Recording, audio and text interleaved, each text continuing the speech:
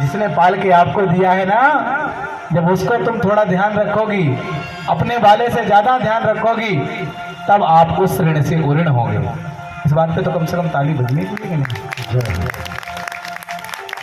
छोटा सा अगर वो करोगे तो तुम्हारे जीवन में तुम्हारी संतान पहले, क्योंकि पहले ही बता रहा हूँ, शास्त्र कह रहा है, शास्त्र व्यर्थ ना होए देव ऋषि वाणी।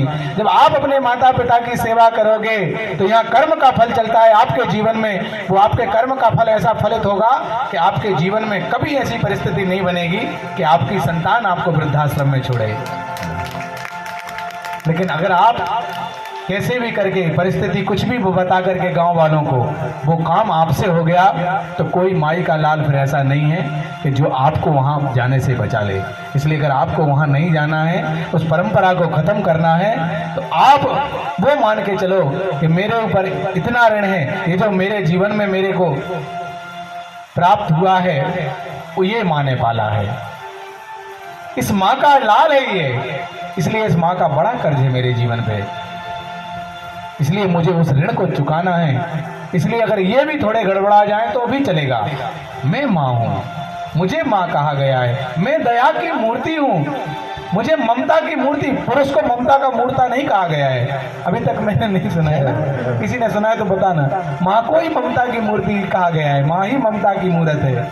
इसलिए तुम कैसे निठुर हो सकती हो? वहाँ वो करुणा तुम्हारी कहाँ चली जाती है जिसके लिए तुम जानी जाती हो? तीन शब्दों के लिए तुम में तीन गुण ही तो भगवान ने कहे हैं, त्रिया तो में तीन गुण, अब गुण भरे हजार, शुद्ध उपजय व्यंजन रचे गावे मंगलचार। तू मात्र शक्ति के लिए तो मेन गुण वाली है, तू करुणा की मूर्ति है। फिर जब पति वाली माँ का नंबर आता है, तेरी ममता कहाँ गई? हो कहाँ चली गई वो तेरी ममता? क्यों नहीं समझ रही है तू माँ कि जब तेरा समय आएगा, तेरा लाल जब तेरे साथ वो करेगा, तब तेरे दिल पे क्या बीतेगी?